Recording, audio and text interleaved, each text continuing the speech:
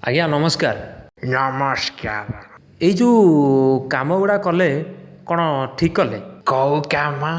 ଆଜ୍ଞା ବିଧାୟକମାନେ ପାଇବେ ଲକ୍ଷ ଟଙ୍କା ଦରମା, କ'ଣ ସବୁ ଓଲଟେଇ ପକାଉଛନ୍ତି ଯେ ଡବଲ ଦରମା ପାଇବେ।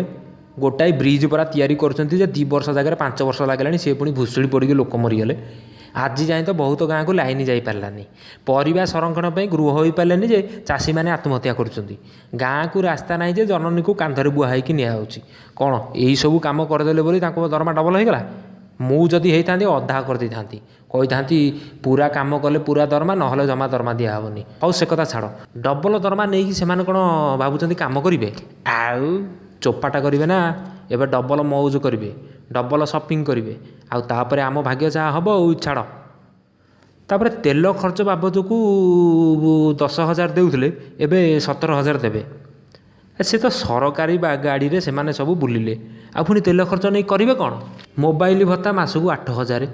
ଆଜ୍ଞା 399 ଟଙ୍କା ପକାଇଲେ ପରା 3 ମାସ ଅନଲିମିଟେଡ଼ କଲ୍ ଆଉ ନେଟ୍।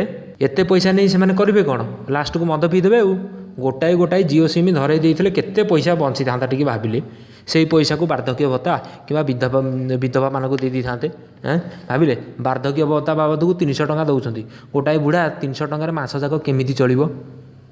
ତେଲ ଲୁଣ କିଣିଦେଲେ ପରା 300 ଟଙ୍କା ସରିଯିବ। ମାସ ଯାକ ଚଳିବା ସମ୍ଭବ? ହଉ ଛାଡ଼। ସରକାରୀ କର୍ମଚାରୀଙ୍କ ଦରମା ବଢ଼ିଲା, ଶିକ୍ଷକମାନଙ୍କ ଦରମା ବଢ଼ିଲା, ବିଧାୟକମାନଙ୍କ ଦରମା ତ ବଢ଼ିଲା, ହେଲେ ଆମେ ପ୍ରାଇଭେଟ୍ ଏମ୍ପ୍ଲୟିମାନଙ୍କର କ'ଣ ବଢ଼ୁଛି? ଆମର ଖାଲି ଟେନସନ୍ ବଢ଼ୁଛି ଆଜ୍ଞା, ଟେନସନ୍ ବଢ଼ୁଛି, ଖର୍ଚ୍ଚ ବଢ଼ୁଛି, ଗ୍ୟାସ୍ ଦର ବଢ଼ୁଛି, ପେଟ୍ରୋଲ ଦର ବଢ଼ୁଛି, ସବୁ ବଢ଼ୁଛି, ଢିଙ୍କି ବଙ୍ଗ ସବୁ ତ ବଢ଼ିଲା। ଆଉ ଆମର ଖାଲି ଟେନସନ୍ ବଢ଼ିଲା। ଆଜ୍ଞା ଆମ ପାଇଁ ଗୋଟେ ରୁଲ୍ କରୁନାହାନ୍ତି। ଆମକୁ ଯେଭଳି ଗଧ ଘୁଷୁରି ଭଳିଆ ମାଲିକମାନେ ଖଟଉଛନ୍ତି, ଆମର ବି ଯେମିତି ଦରମା ବଢ଼ନ୍ତା, ଆମର ବି ଭତ୍ତା ମିଳନ୍ତା, ଆମର ବି EPF କଟନ୍ତା। ନାଇଁ ସେସବୁ ହେଇପାରିବନି, ଆମେ ତ ସାବତ ପୁଅ ଆଉ।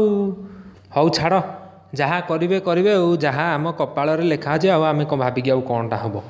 ହଉ ବ୍ୟସ୍ତ ହୁଅନି, ତୁମ ପାଇଁ ବି ଆଗକୁ ଯୋଜନା ହବ। କିଛି ହେବନି ଆଜ୍ଞା, କିଛି ହେବନି। ରହିଲି ଆଜ୍ଞା, ନମସ୍କାର।